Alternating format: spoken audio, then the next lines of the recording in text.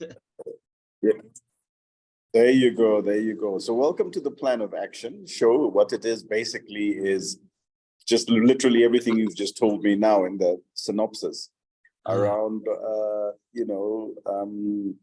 what your plan of action is. So, Sizwe Mdlalose, welcome. Actually, interestingly enough, I'm just wondering why we're doing this for the first time, because you are our first value edian. You know, when they talk about when you discover a planet and they find the first human being, you are the first human being in value that we discovered. Yeah. So you've been around from literally day one. That makes you over 2.5 years old.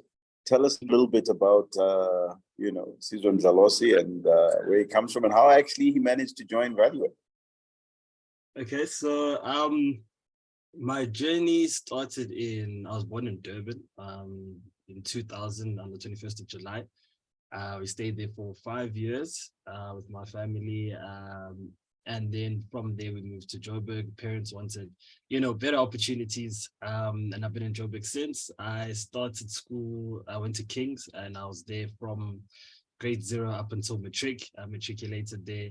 And then from there, I studied in IT, which is what I'm currently doing now.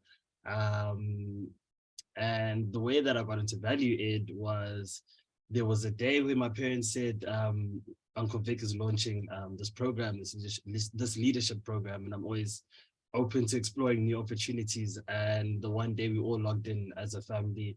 And from there, it was just something that I think I thought would really help me and has really helped me in terms of the way that I approach things and how I think about things. So that's how my journey with value ed started. And then from there, we're here.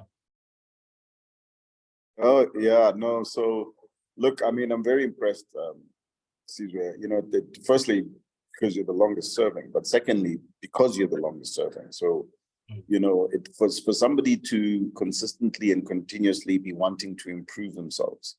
It's really, really a very rare skill. And it's one of those things that's sorely lacking. A lot of the conversations we're having with people of my generation and my age is that, learning for us was almost compulsory, right? So when you had to finish school, go to varsity, et cetera, et cetera. There was no alternative. But with you guys, because there's an alternative, you're having to do it voluntary. And as you know, a lot of people are not doing that. So I'm truly, truly impressed in the manner in which you've sustained this and kept going. Many have come and many have fallen before you, right? And during your time. So well done for that.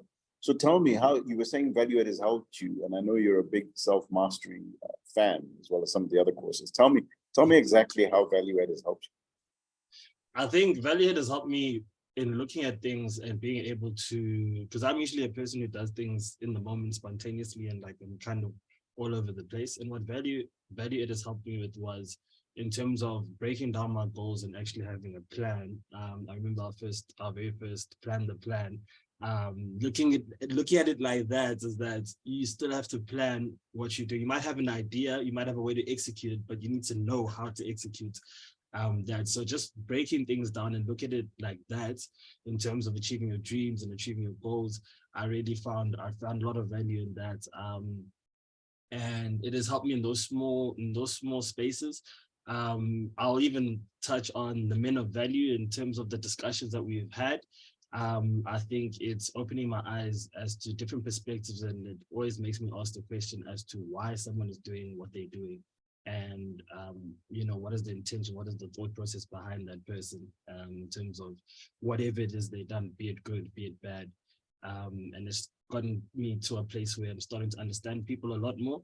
I am a people's person, but there's always that element where people can surprise you and kind of thing. So actually learning how to work with people, but also work on myself as well. Fantastic.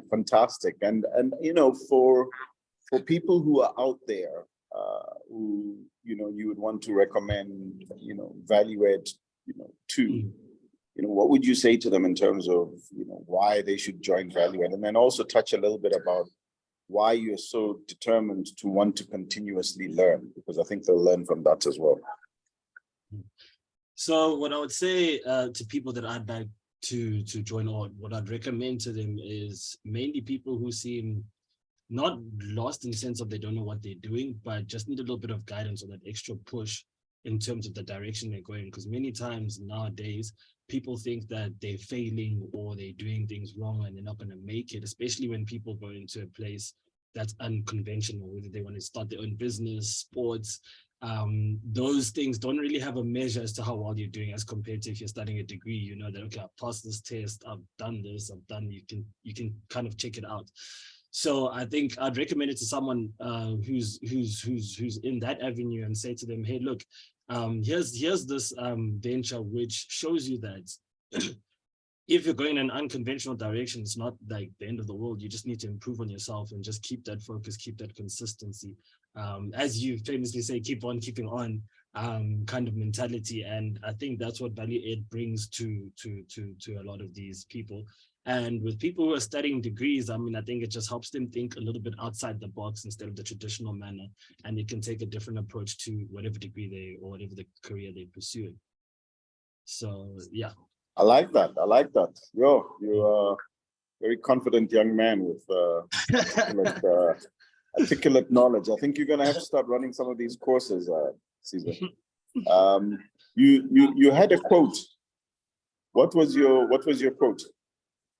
My quote comes from my business. I'm in network marketing, so I was listening to this one talk. There's different podcasts, talks that they give in the industry, and one of the guys, when I went to one of the seminars, he kind of spoke about he gave us his upbringing, and then at the end he mentioned a quote, said, "When death finds you, may it find you most alive," which means that every day should be a day where you're active, you're doing something. Even on your worst day, you know, you just got to push through so that when that time comes, you don't have a sense of regret. You don't have a sense of, oh, did I really live? Because a lot of people are living, but they're not really alive in that sense. You know, they don't experience life to its fullest. And experiencing life to its fullest doesn't mean only materialistically or spiritually or financially. It's just getting a balance between relationship, your future goals, life, friendships, and family. When you have a balance between those, then you know that's the sweet spot. So that's where that quote comes from. I do have a second quote, which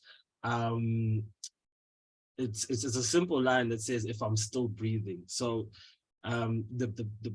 the essence behind that is that if you're still breathing, whatever you thought about doing, you still have another opportunity to do. So every time you wake up, you know, it's something that I also put into my head every time. It's like, okay, I failed here, but I'm still breathing, so we can go again, kind of thing. So yeah. Yeah, no, I mean that's just fantastic to hear. Sorry, it's a bit of noise, trolley going past. Your first quote, Sizwe, is so poignant because I'm writing a book, my book. Yes. And one of the things that I'm beginning to acknowledge about myself when I was younger, around about your guys' age, is I was doing what you said. I was living without living. I was not really conscious about, I was there, but I wasn't, you know, it's almost like if you lack confidence and you have high levels of insecurity, anything feeds you, right? So rather than you determining what you want is determining you, right? Yeah. And it was only much later in life I began to realize that, you know, there's specific things that I want, but I didn't think they were attainable. I didn't have the confidence to go out and get them. And therefore, as a consequence, I didn't think about them, and it just became this vicious cycle. And yeah, you're absolutely right that, you know, when I think of young people who, you know, when you think of the greats, right? The greats are always people who like Ali from a very young age said, I'm going to be the greatest, or Tiger Woods was always playing golf, or you know, Serena, the Williams girls, or Cristiano Ronaldo, or you know, the greats, you know, Kobe Bryant. These are people who, from a very young age, have a very deliberate intentionality around what their decision making was going to lead to. And the more you can determine that at a younger age, the more you build and start creating your own reality. And I didn't have that. So it's significantly more so now than it ever was before. So it's a very, very, very powerful quote. Together with If I'm Still Breathing, right? Because the two of them go hand in hand. And you kind of miscalculate the capability you have to actually create your own reality. Because some people think that the consequence of all these greats, you know, CEOs, Steve Jobs, Zuckerman's, Jeff Bezos's, whoever, they think the consequence is they're working hard, which is part of it. But the biggest consequence of that is their deliberateness and intentionality to chase the very thing that they were going for.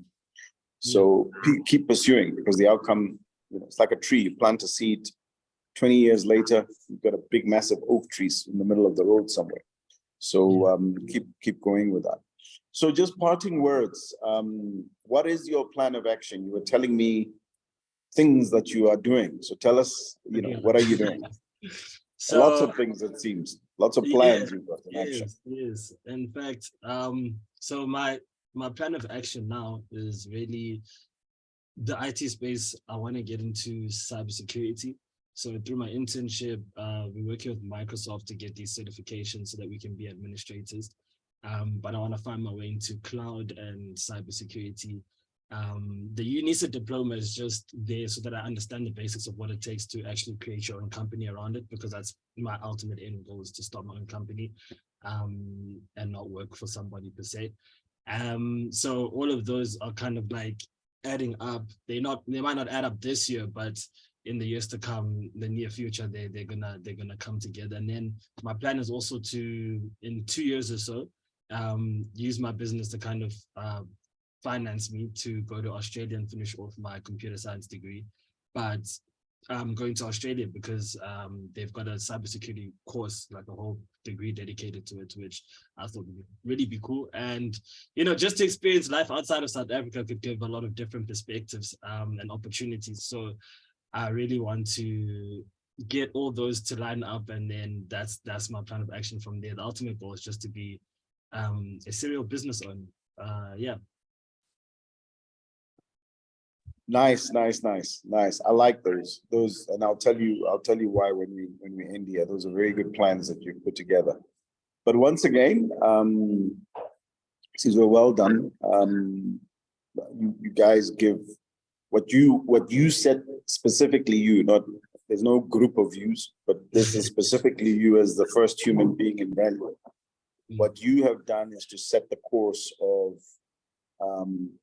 what is possible in terms of what we believe in terms of the youth, right? What the youth are capable of becoming, capable of doing, and capable of putting together, despite the circumstances and the situation. So well done to that, and we wish you the best. And yeah, thank you for being a value edian. No problem. It's a pleasure. Fantastic. I'm going to stop recording, and then stop recording.